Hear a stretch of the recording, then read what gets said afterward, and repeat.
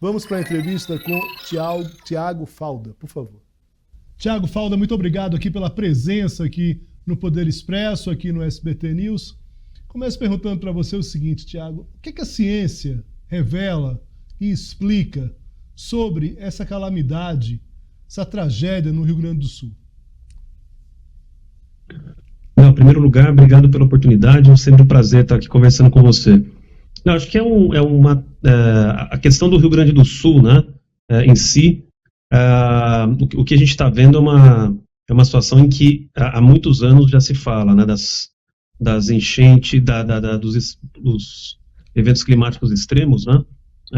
Infelizmente aconteceu aqui no Brasil, a gente não está tão acostumado com esse tipo de situação, né? Nem muito preparado, né, para reagir diretamente a isso, tá? Mas é uma situação já prevista, né, esses eventos há muitos anos.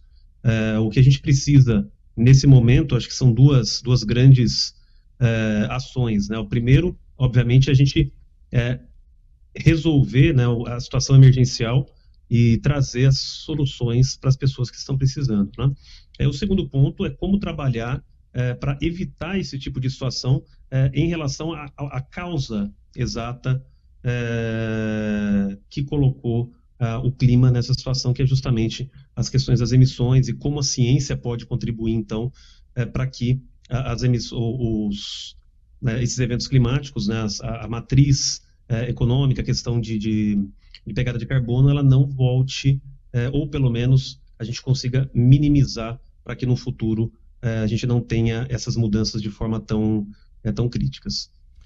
Tiago, você é presidente executivo da Associação Brasileira de Bioinovação. Queria saber, de alguma forma, o que é que a gente pode pensar aí em relação à própria inovação, né? Em relação a mitigar e a reduzir esses eventos, como é que você imagina que isso possa ser feito? Quais as saídas? Perfeito, Léo. Bom, a gente tem que ter em mente que todo o desenvolvimento, né, econômico, desenvolvimento industrial global, que nos permitiu chegar enquanto sociedade onde estamos, ele foi calcado ali na indústria baseada em recursos fósseis, tá? Então, a gente tem como efeito, né, colateral, e quando se começou o desenvolvimento dessa indústria, e quando a gente começou esse desenvolvimento industrial, não se tinha ideia, né, das consequências. Esse efeito colateral é justamente a emissão de CO2 na atmosfera, seja pela queima de combustíveis, seja pela produção de matérias-primas para os diversos setores, todas elas que são baseadas em petróleo, em carvão, né? Então você tem como efeito colateral basicamente a emissão desse CO2 que fica na atmosfera, né, e resulta num aumento da temperatura global. Isso associado à questão do desmatamento, né, e todos esses fatores levaram à situação que a gente está hoje. O grande desafio, então, a gente conseguir pensar em como reduzir essas emissões. Então, obviamente que a gente pode se trabalhar na questão do reflorestamento, é necessário, né, evitar desmatamento para você aumentar, né, não ter mais emissões. A gente tem a questão de como reflorestar, né, para captura de carbono, mas também existe um grande desafio que só com ciência, tecnologia, com inovação é que vai ser alcançado, né, e aí eu estou falando de inovação disruptiva, que é justamente você substituir, né, ou diminuir a dependência por essas matérias-primas de origem fóssil, tá? E aí o grande desafio, né, a grande questão eu tenho toda uma indústria preparada e que foi alicerçada no uso dessas moléculas de origem fóssil. Então, se a gente conseguir desenvolver, né, essas moléculas de outras fontes, você consegue, sem nenhuma adaptação na indústria corrente, fazer a redução dessas emissões. Então, a biotecnologia, né, a bioinovação, ela fornece instrumentos, soluções viáveis para esse cenário. Então, a partir de recursos renováveis, recursos biológicos e renováveis, né, com o uso da biotecnologia, se consegue produzir exatamente as mesmas moléculas que você se produz na indústria na indústria tradicional, convencional, e isso leva, obviamente, a uma indústria com uma menor pegada de carbono, né, a combustíveis com menor pegada de carbono, levando a transição energética, a transição para uma economia de baixo carbono. Tudo isso, obviamente, a gente precisa de ciência, tecnologia e inovação. Tá? Tiago, semana que vem tem uma semana do meio ambiente, né? O que é que vocês estão preparando em relação a esse evento?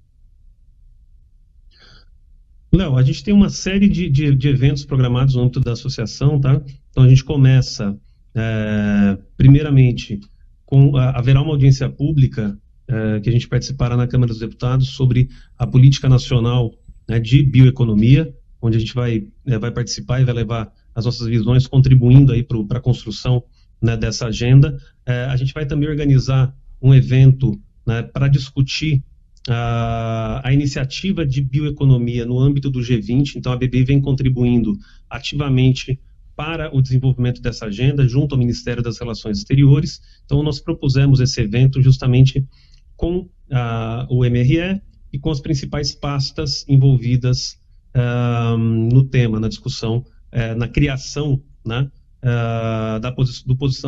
do posicionamento brasileiro na iniciativa do G20.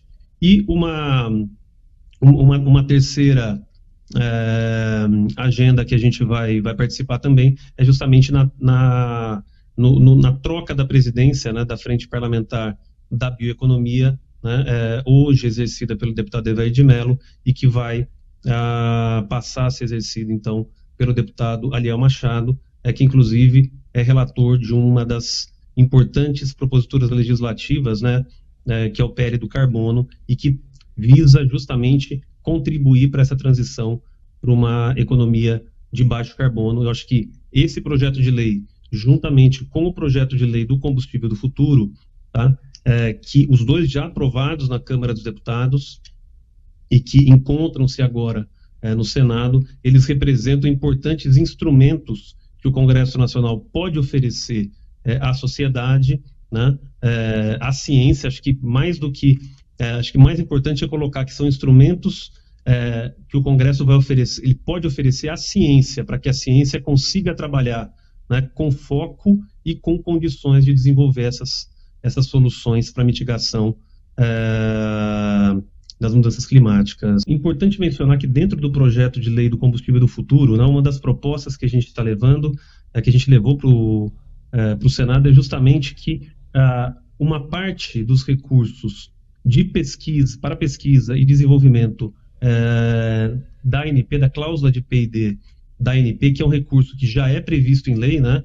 Ele deve ser gasto em pesquisa e desenvolvimento, e que hoje é direcionado necessariamente, hoje não tem um direcionamento claro, a gente tem que direcionado para a produção de energia, que esses recursos sejam direcionados, um percentual deles exclusivamente para bioenergia, né, e bioprodutos. Então, com isso, nós tornaríamos, seria uma quantidade de recursos adicional, né, para o desenvolvimento dessas tecnologias, e que vai auxiliar a viabilizar.